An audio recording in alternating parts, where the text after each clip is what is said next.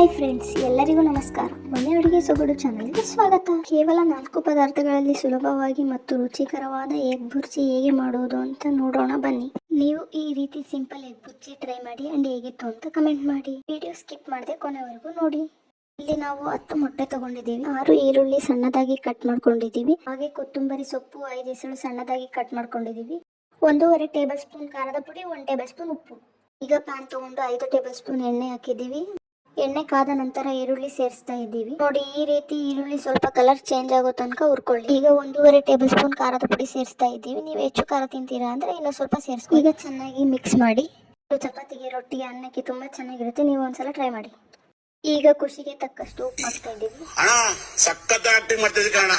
ಕ್ಷಮಿಸಿ, ಮತ್ತೆ ಹಾಗೆ ಮಾಡಬೇಡಿ.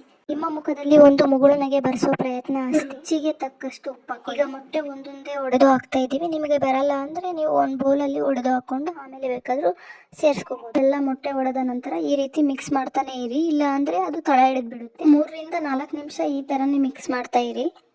ನೋಡಿ, ಅತಿ ಕಡಿಮೆ ಸಮಯದಲ್ಲಿ ಈ ರೀತಿ ಎಗ್ ಬುರ್ಜಿ ಮಾಡ್ಬೋದು.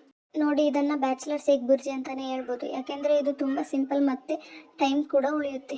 ಈಗ ಸ್ಟವ್ ನ ಮೀಡಿಯಂ ಫ್ಲೇಮ್ ಅಲ್ಲಿ ಇಟ್ಕೊಳ್ಳಿ. ನೋಡಿ, ಈಗ ಎಗ್ ಬುರ್ಜಿ ಈ ಕನ್ಸಿಸ್ಟೆನ್ಸಿಯಲ್ಲಿ ಇರಬೇಕು, ಅಲ್ಲಿವರೆಗೂ ನೀವು ಮಿಕ್ಸ್ ಮಾಡ್ತಾನೆ. ಈಗ ಕೊತ್ತಂಬರಿ ಸೊಪ್ಪು ಹಾಕ್ತಾ ಇದ್ದೀವಿ. ಈಗ ಮಿಕ್ಸ್ ಮಾಡ್ಕೊಂಡು ಗ್ಯಾಸ್ ಸ್ಟವ್ ನ ಆಫ್ ಮಾಡಿ. ಇದು ರೆಡಿ ಆಗಿದೆ.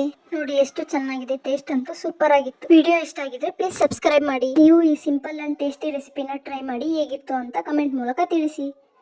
Thank you.